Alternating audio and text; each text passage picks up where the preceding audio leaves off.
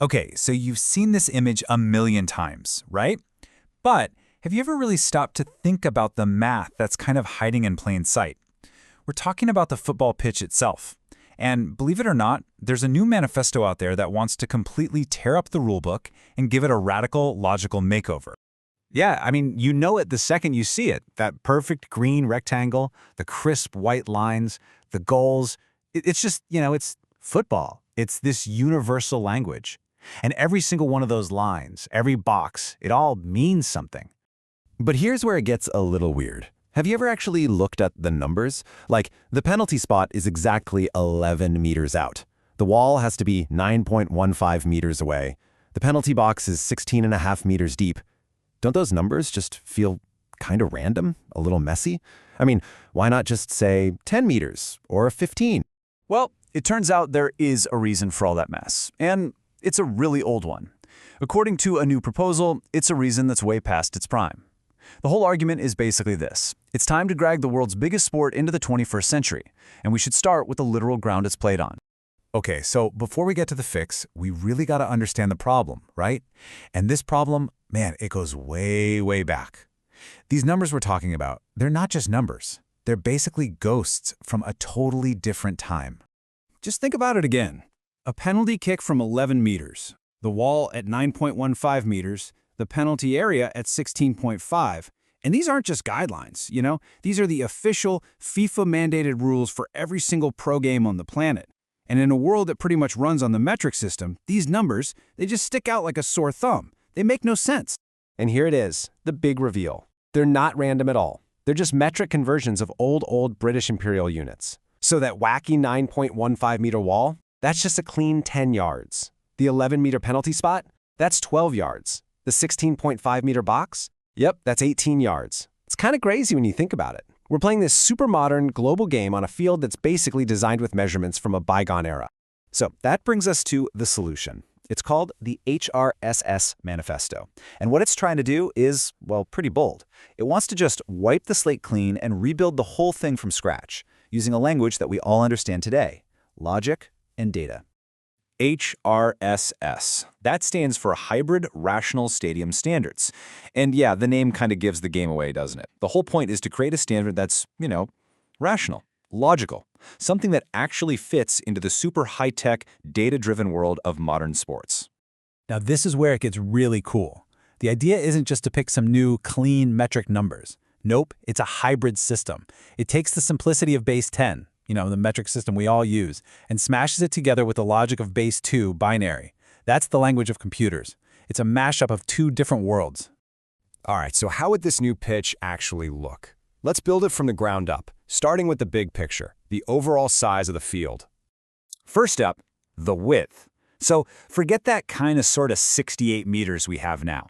The new standard, a perfect, crisp 64 meters.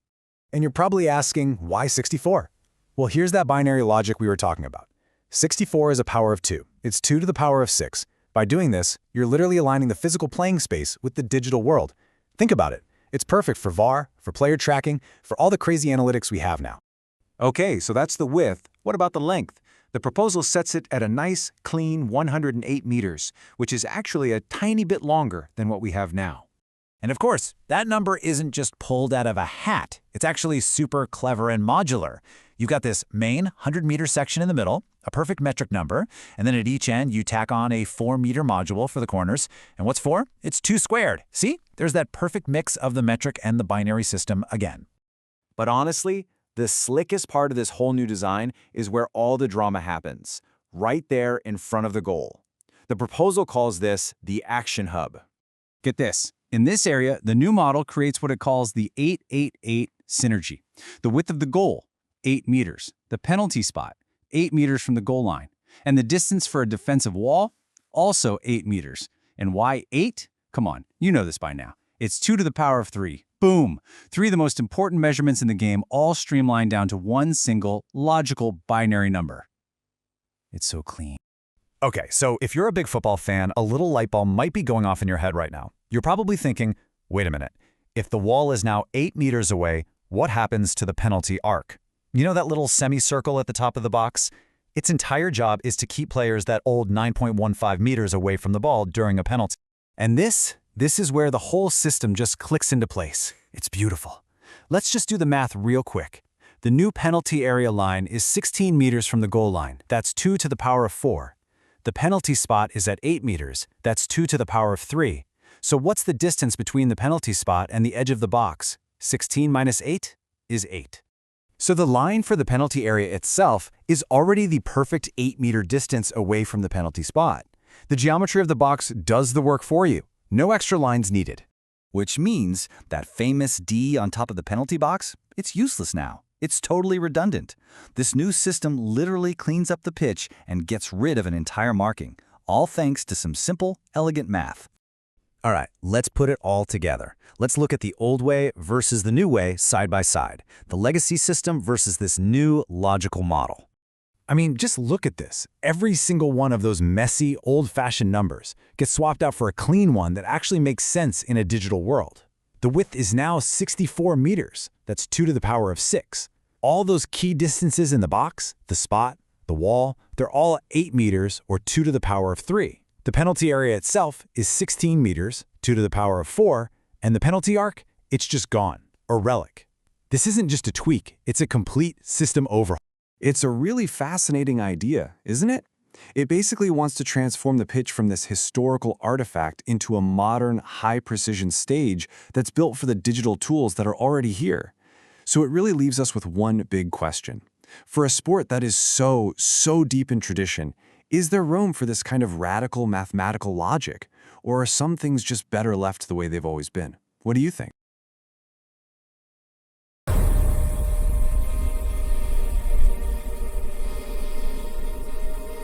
Welcome back to the Deep Dive. Today, we are looking at something you've probably never thought twice about. The very ground that modern sports are played on. Specifically, the football pitch, or, for our listeners in North America, the soccer field. Exactly. For centuries, its dimensions have been, well, a kind of historical accident, full of these awkward imperial measurements that just get rounded off to the nearest meter. A bit of a mess, really. But what if the pitch wasn't a historical artifact at all? What if it was actually a piece of high-precision engineering? That's the question we're tackling today. We are diving into a proposal that wants to digitize the playing surface itself. It's called the Hybrid Rational Stadium Standards, or HRSS. And it comes from a 2025 manifesto by Aydın Tiryaki, and interestingly, the AI entity Gemini 3 Pro. The argument is radical. They basically say the existing pitch is completely incompatible with modern technology, with VAR, with digital officiating, with all the analytics. So our mission today is to unpack this HRSS proposal, to see how it replaces those antiquated, sort of fuzzy approximations with pure mathematical logic. It's a really fascinating synthesis, isn't it? Yeah. It combines the decimal system, that's base 10, the metric system we all know, Right. with binary system, base 2, which is, it's the language of computing. Absolutely. The whole goal is to transform the field into what they call a high-precision sports engineering platform. Every single line, every measurement is designed to be intentional, not arbitrary. So it's all about making it compatible with the cameras, the sensors, everything that governs the modern game. Exactly. It's about taking this analog field and finally making it digital. Okay, let's get into it. Let's start with a macro architecture, the big picture. This is where you see that hybrid thinking right away. They propose this pretty drastic standardization. So let's start with the width. Why standardize the pitch width at precisely 64 meters? What's the logic there? The logic for 64 meters is pure base 2. It's simple and it's powerful. 64 is 2 to the power of 6. It's not a random number. It's a number that aligns the entire playing surface with digital data structures. So it's about how computers see the world. Precisely. If you watch any MADI broadcast, you see heat maps, you see tracking data, all based on grids. Well, 64 meters is perfectly divisible. You can break it into 8-meter zones or 16 4-meter zones without any decimals, any fractions. Okay, that's the key. So you're removing the need for the software to constantly round coordinates because the field is, say, an awkward 68 meters. You got it. It eliminates the rounding errors that build up when tracking systems have to translate real-world coordinates into a binary system. This HRSS field is designed for maximum data fidelity right from the start. That's incredible. Okay, so that's the width. Now, the length is different. It's defined as a 108-meter modular longitude. How is that number built? Why 108? The 108 meters uses a different logic. It's a hybrid. The structure is 100 plus 4 plus 4. So you have a central 100-meter core. They call that the metric performance corridor. This is your clean base 10 metric sim. Okay, that makes sense. And that 100-meter core is then flanked by two 4-meter modules on each end. And 4, of course, is 2 squared. It's binary. So those are like binary buffers at the ends. Exactly. The pure metric power of the 100-meter section is protected and extended by this clean binary geometry. It's structured almost like a data packet, you know?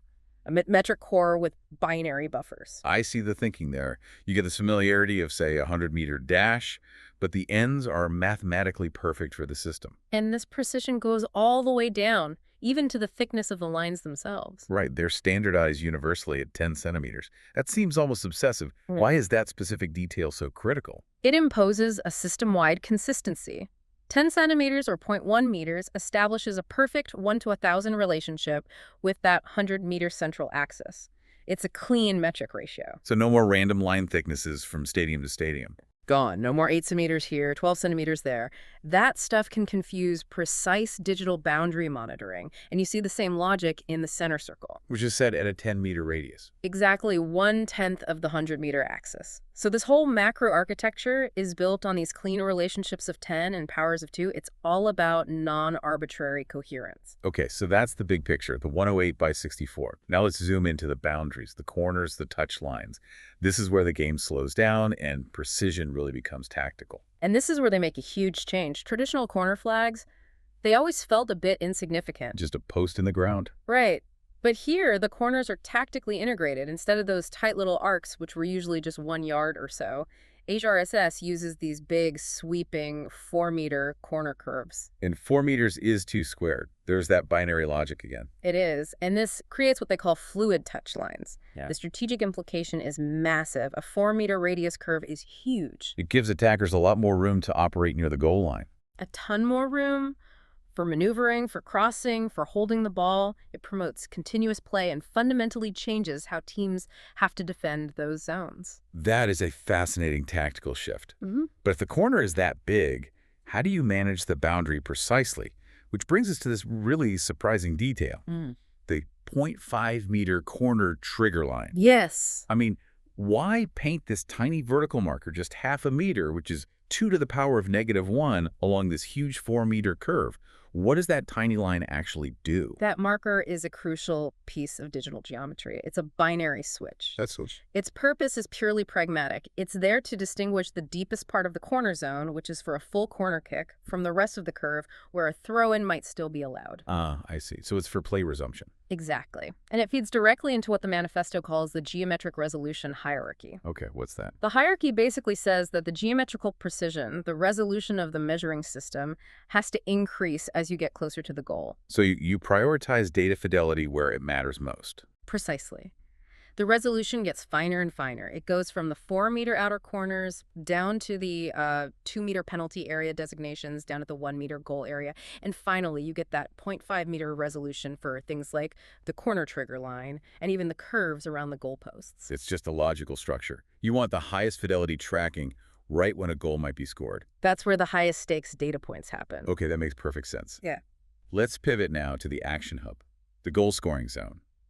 This is where HRSS really leans into binary with what they call the 888 synergy. This is maybe the most elegant simplification in the whole proposal.